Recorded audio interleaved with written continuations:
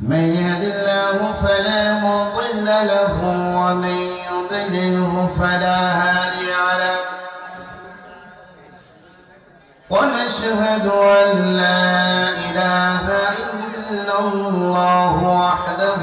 لا شريك له ونشهد أن سيدنا وسندنا وحبيبنا وطبيب أرواحنا محمدا عبده ورسوله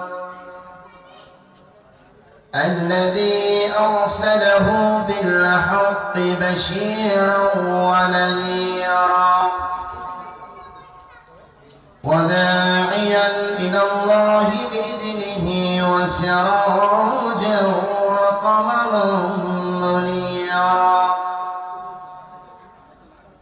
فقد قال الله تعالى في كلامه المجيد وفي فرقانه الحميد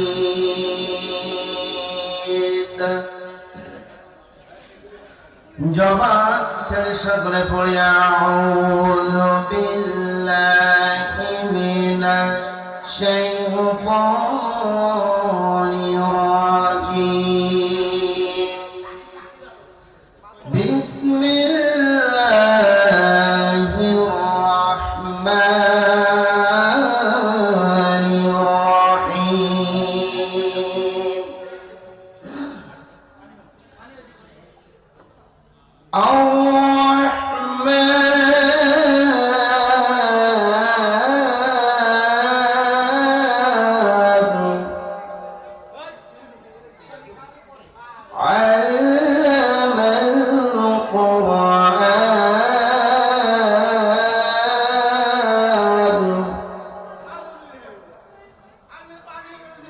خلق الإنسان علمه البيان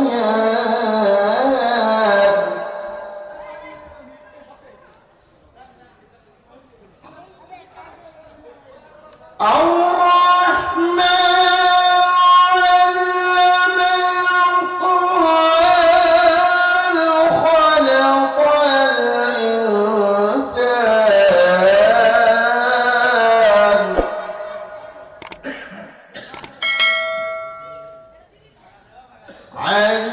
علمه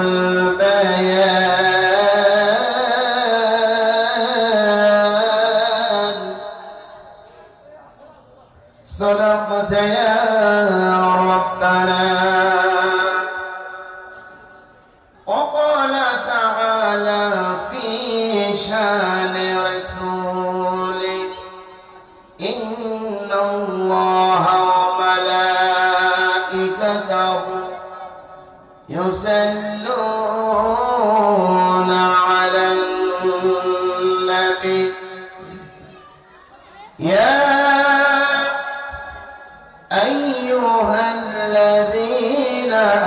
آمنوا صلوا عليه وسلموا تسليما اللهم سيدنا مولانا محمد وعلى آله سيدنا مولانا محمد বিশৃঙ্খলা করা যাবে না এখন আপনারা হাঁটাহাঁটি করবেন না বারবার বলছি আলোচনার সময় হাঁটাহাঁটি করবেন না কোরআনের সঙ্গে যেমন বেয়াদবি করছেন অন্য জায়গার বক্তা আলেমদেরকে ডাক ডেকে এনে এটাকে অমর্যাদা করছেন বলে মনে করি বন্ধুগণ আল্লাহ রাব্বুল আলামিন বিশৃঙ্খলা যারা করে তাদের ব্যাপারে সূরার ভিতরে বলছেন ইন্নামাস সাবিলু আলাল লাযীনা ইয়াযলিমুনা الناس ويبغون في الأرض بغير الحق إلى الآخرة এই আয়াতের উপর কিছু কথা বলবো ইন্নামাস সাবিলু আলাল্লাযীনা ইয়াযলিমুনা আন-নাস আল্লাহ বলেন নিশ্চয়ই যারা মানুষ হয়ে মানুষের প্রতি জুলুম করে নির্যাতন করে অত্যাচার করে নিপীড়ন করে কথা বলে কি বোঝা যাচ্ছে ভাই ইন্নামাস সাবিলু আলাল্লাযীনা ইয়াযলিমুনা আন-নাস ইয়াযলিমুন শব্দটা যারা আলেম আছেন তারা বলবেন অতীত যারা করেছে বর্তমান যারা করবে ভবিষ্যৎ যারা করবে বর্তমান যারা করছে অতীত যারা করবে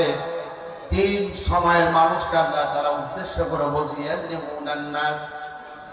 যারা মানুষের উপর নির্যাতন চালায় অত্যাচার করে গুম করে খুন করে ধর্ষণ করে আয়না ঘর বানিয়ে কষ্ট দেয় এই কথার প্রেক্ষাপটে আল্লাহ তাআলা সূরা সূরার ভিতরে আয়াতটা দিয়েছেন কেন আল্লাহ দিলেন জানেন আমার মনে হয় বাংলাদেশের প্রেক্ষাপটটা অনুযায়ী আল্লাহ আয়াত নাযিল করেছেন যদি আয়াতটা নাযিল হয়েছে 15.5 বছর আগে এত আগে আয়াতটা নাযিল হয়ে গেল প্রেক্ষাপটের সঙ্গে মিলে গেল তার মানে বোঝা যায় ভবিষ্যতে যা হবে অতীত যা হয়েছে বর্তমান যা হচ্ছে সব কিছু জানে কে বলকে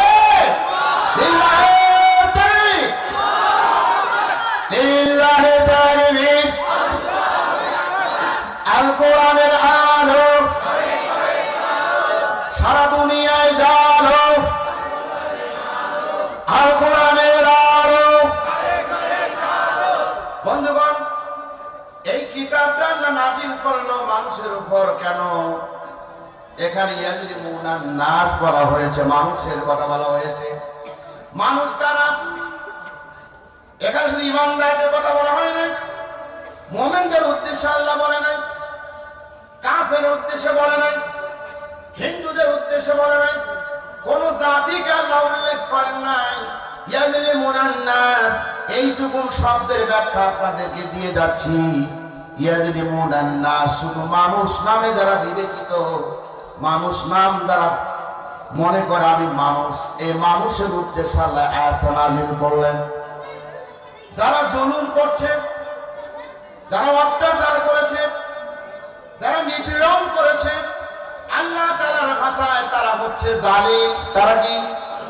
জালিম আবার অন্য ব্যাখ্যা আপনি পাবেন স্বৈরাচার নির্যাতন করেছিল ফেরাউন হামানটা নির্যাতন করেছিল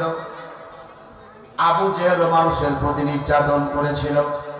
ওদের চরিত্রগুলো দেখে দেখে মানুষের চরিত্র কেমন গঠন হতে পারে এই জন্য আল্লাহ এই আয়াতটা সূরা সূরার ভিতরে বসিয়ে দিলেন ইয়াযলিমুনান নাস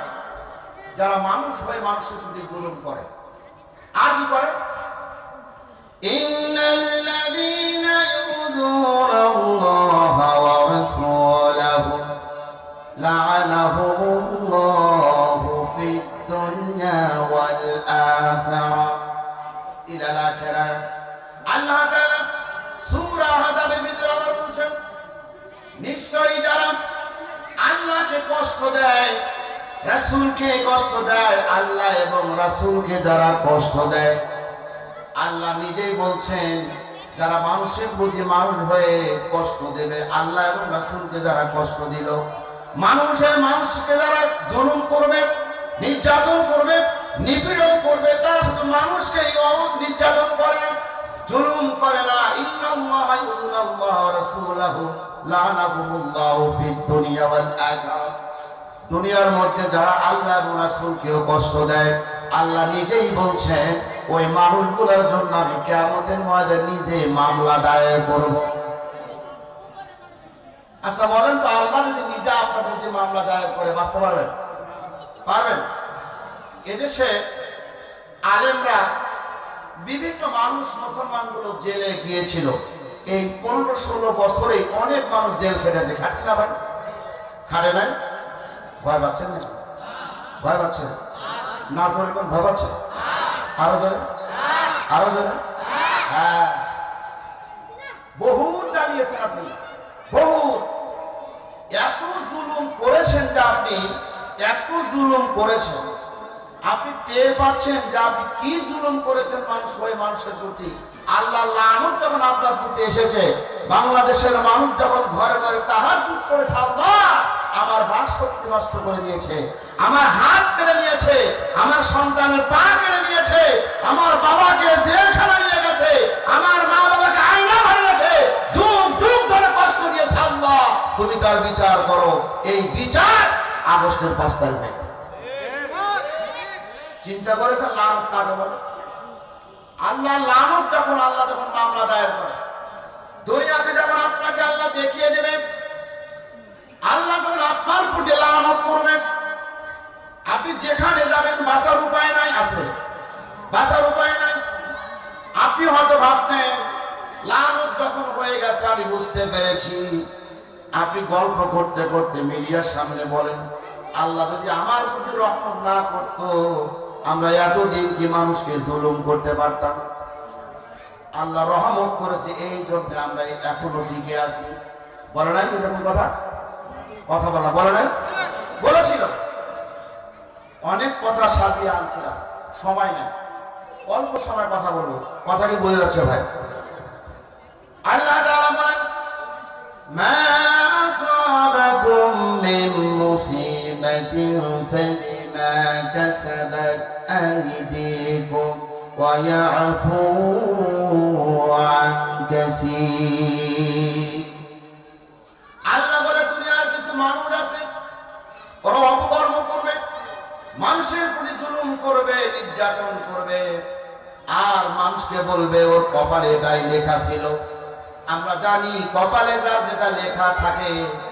কপালে যার যেটা লেখা থাকে সেটাই ঘটবে কিন্তু বন্ধু আল্লাহ বলেন না এ কথা তোমরা স্বীকার করে আমি আল্লাহর দোষ তোমরা দিতে পারবে না কারণ দুনিয়ায় নয় দুনিয়া থেকে আখিরাত পর্যন্ত সমস্ত দুনিয়া থেকে সব দায়ভার থেকে মুক্ত কে বলেন তো আল্লাহ আমার সব দোষ গুণ থেকে মুক্ত আমার আল্লাহ আল্লাহকে আপনি দোষারোপ করতে পারবেন না এখন আপনি ক্যারাম খেলছেন 5 ওয়াক্ত নামাজ আদায় করেন ক্যারাম বোর্ড খেলছেন জুয়া খেলছেন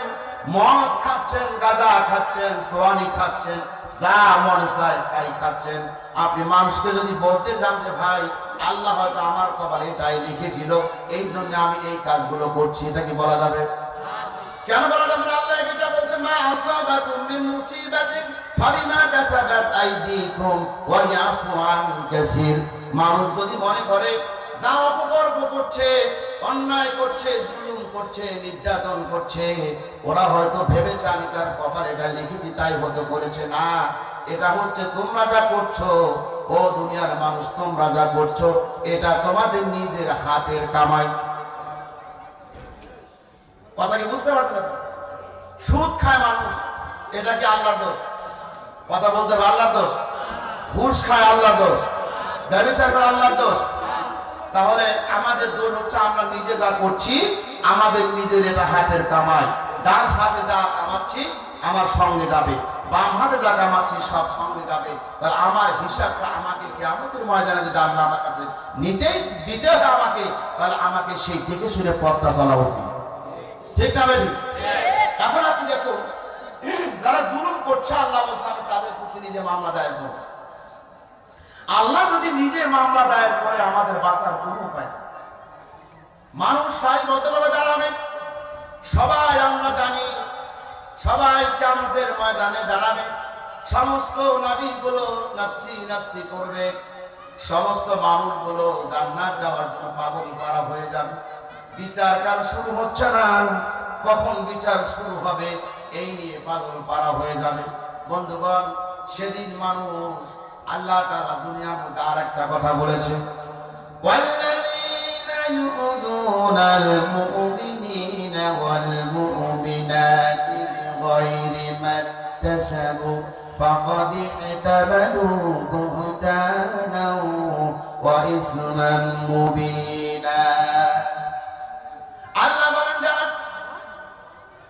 যে কেউ অনেক মানুষের ব্যাপারে আল্লাহ বলছেন, নিশ্চয়ই যারা মুমিনা নারী, মুমিন পুরুষ, যাদের প্রতি অন্যায় করে নাই, অনেক মানুষ অন্যায় করে নাই, নিরপরাধ মানুষ দুনিয়াতে ছিল, ক্ষমতার দাপটে, চেয়ারের দাপটে, প্রশাসনের দাপটে সব মিডিয়াগুলো হাতে নেওয়ার পর কিছু মানুষ আছে অন্যায় অপরাধ করে নাই, তাদেরকে বিনা অপরাধে অপবাদ দিয়ে জেলখানায় ধরে নিয়ে গেছে। এটা আয়াত সূরা আহজাবের 18 নম্বর আয়াত আল্লাহ বলছেন, নিশ্চয়ই যারা মুমিন এবং মুমিনা পুরুষ, মুমিনা নারী এবং মুমিন পুরুষদেরকে অন্যায়ভাবে জেল জরিমানা করেছে, অপবাদ দিয়েছে, অন্যায় করে না অথচ তার উপর চাপিয়ে দিয়েছে, এই পরিবেশ কি বাংলাদেশে ছিল না? ছিল না? মিথ্যা কথা বলছি আমি? সূরা আহজাব 58 নম্বর আয়াতটা পাবেন। আমি সূরার নাম সব বলে দিচ্ছি। এই সূরাটা, এই সূরার আয়াতে 57, 58 দুটো আয়াতে ব্যাখ্যা আপনি বাড়িতে গিয়ে করবেন। এই কথাগুলো স্পষ্ট আপনি আল্লাহ বলছে, যারা অন্যায় করে নাই,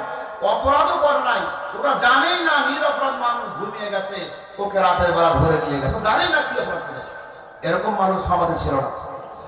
অনেক আলেম এদেশে এরকম ভাবে নির্যাতন হয়েছে, হয় নাই? আলেম, যে দেশে আলেমদের কোমরে দড়ি লাগানো হয়, যে দেশে হাতে আলেমদের হাতে হাত পরা পড়ানো হয়েছে, যে দেশে আলেমদের ঘুমগুলোকে নষ্ট করা হয়েছে, যে দেশে আলেমদের শুধু আলেমদের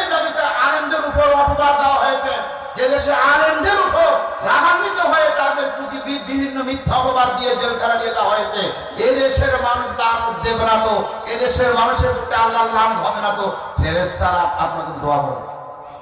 আপনি কি মনে করছেন? আল্লাহ বলছে, তোমরা চুপ থাকো, আমি তাদের উপর লানত দিয়েছি। কিয়ামতের ময়দানে নিজে মামলা দায়ের করে, ইকরা কিতাবাকা কাফা বিনাফসিকা ইয়াউমা আলাইকাল হাসিবা, এরপর তোর কিতাব তুই কি করেছিস? যখন দেওয়া হবে কিতাবটা, আমরা চোখ খুলে দেখব, সাগীরাতান কাবীরা, ছোট বড় গুনাহ সবগুলো ওই আমলনামার মধ্যে রয়েছে। অনেক মানুষ দেখবে জেনা করি নাই, জেনার গুনাহ আমলনামায় পড়ে আছে, ঘুষ খাই নাই, ঘুষের গুনাহটাও আমলনামায় পড়ে আছে। আল্লাহকে বলবে, আল্লাহ আমি তো জেনা করি নাই, বৈধ স্ত্রী নিয়ে বসবাস করেছি, আমি আমার জীবনে কোনো পর নারীর দিক তাকাই না, মসজিদে গিয়েছি, নামাজ আদায় করেছি,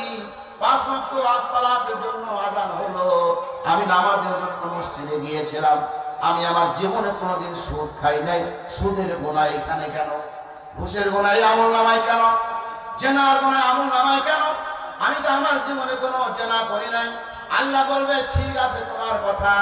তুমি জেনা করো নাই, ঘুষও খাও নাই, সুদও খাও নাই, কিন্তু এই তোমার আমলনামায় এই গুনাহগুলো আসার কারণটা কি বলছে না? বলবো নাকি? বলবো ভাই। আমরা যখন কিতাব দেখবো জেনার গুনাহ, আল্লাহ তাআলা কিতাব যখন আমার হাতে দেওয়া হবে, ও বন্ধু কিতাব যখন দেবে, আমি দেখবো আমার জেনার গুনাহ আমলনামায় আছে, আমি বৈধ স্ত্রী নিয়ে বসবাস করলাম, জেনার গুনাহ কেন আসলো? আল্লাহ তাআলা বলবে সূরা নিসার ভিতরে 18 নম্বর আয়াতে বলছেন, মান ইয়াশফা শাফাআতান ইয়াকুল, মান ইয়াশফা শাফাআতান হাসানাতান ইয়াকুল্লাহু নাসিবুম মিনহা। সূরা নিসার ভিতরে আল্লাহ বলছেন, আমি দুনিয়া তোমাদেরকে বলেছিলাম, তোমার বড় একটা মেয়ে ছিল, ভালো করে খেয়াল করো, বড় একটা মেয়ে ছিল, যুবতী মেয়ে, হাতে একটা অ্যান্ড্রয়েড সেট ভরিয়ে দিয়েছো বললাম, এই বড় একটা সেট রাতের বেলা পাশের রুমে তুমি মেয়েকে ঘুমাইতে দিয়েছিলে, তোমরা স্বামী স্ত্রী বৈধভাবে আলাদা রুমে ঘুমিয়েছো, কত সুন্দর তোমাদের দিনগুলো গেল, কিন্তু বললাম তুমি কি জানো, মাইয়াশফা শাফাআতান হাসানাতান ইয়াকুল্লাহু নাসিবুম মিনহা, তোমার মেয়ে যখন অ্যান্ড্রয়েড সেট দিলে ভাগাইলে বসে সুদূর বাইবেলে কোন এক যুবকের সাথে মোবাইলে মেসেঞ্জারে চ্যাট করেছে, ইমুতে ভিডিও করে কথা বলছে, তার চরিত্র উন্মোচন হয়ে গেছে। এই যে অপর যুবকের সাথে চোখের জেনা করলো, অন্তরের জেনাগুলো করেছে, তুমি তোমার মেয়ের প্রতি দায়িত্ব পালন করো নাই, মেয়ে কি করছে, কোথায় যাচ্ছে, কার সঙ্গে সময় কাটাচ্ছে, এই যে তুমি খোঁজ খবর নিলে না, এই তোমার মেয়ে অপকর্ম করার কারণে তোমার মেয়ের গুনাহগুলো তোমার আমলনামায় ফ্যাসিল হিসাবে তোমার আমলনামায় চলে আসছে। কথাটি ভুল ভাই? কথাটি মিথ্যা বলা?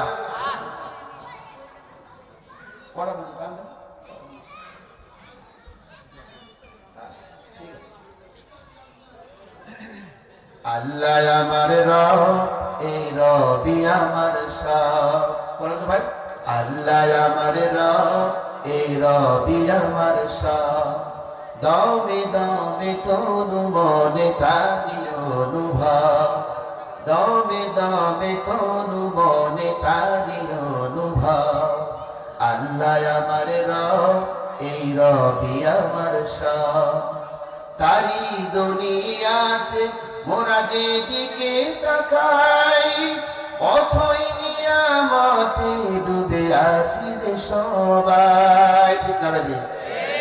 তার ওই দুনিয়াতে মোরা যেদিকে তাকাই, অথই নিয়ামতে ডুবে আসি রে সবাই। যার হয়েছ তুমি তার নাই যে পরাপর, যার হয়েছ তুমি তার নাই যে পরাপর। আল্লাহ আমার রব, এই রবি আমার সব। আল্লাহ আমার রব, এই রবি আমার সব। দমে দমে তনু মনে তারি অনুভব, দমে দমে তনু মনে তারি অনুভব। আলহামদুলিল্লাহ। ভালো লাগছে আপনাদের? আলোচনা শুরু করছে, চিঠি চলে এসেছে। এই জন্যে আসলে মাহফিলগুলো দিয়েছেন, আমি আপনাদের পরামর্শ দিয়ে যাচ্ছি। আমি বেশি দূর এলাকার লোক নই, আমার হোম ডিস্ট্রিক্ট হচ্ছে দিনাজপুর, পার্বতীপুর থানা। আমি মাদার টেক্সটাইল থেকে লতিফপুর পাশাপাশি একটা মাদ্রাসায় নিজে করেছি, যদিও প্রতিষ্ঠাতা পরিচালক এবং প্রিন্সিপালের দায়িত্ব পালন করছি। জাতীয় মাদ্রাসা, আলিয়া মাদ্রাসা, পাশে একটা মসজিদের খতিব, ওখানে দায়িত্ব পালন করছি দীর্ঘদিন ধরে। আমার ইউটিউব চ্যানেল আব্দুর রাজ্জাক জিহাদি, আরেকটা চ্যানেল হচ্ছে digital TV press, Facebook Abdur Razzaq জিহাদি, অনেক চ্যানেল আমার রয়েছে। আমি প্রত্যেকটা জেলায় থানায় যাচ্ছি, আপনাদের দোয়া করছি। এখানে মিজান ভাই ক্লোজ মানুষ, আমাকে দাওয়াত দেয়নি, এমনি বলছে ভাই একটু আসেন কথা বলে যান। তাতে কি যা বললাম রাগ করলেন নাকি? রাগ করেছেন ভাই?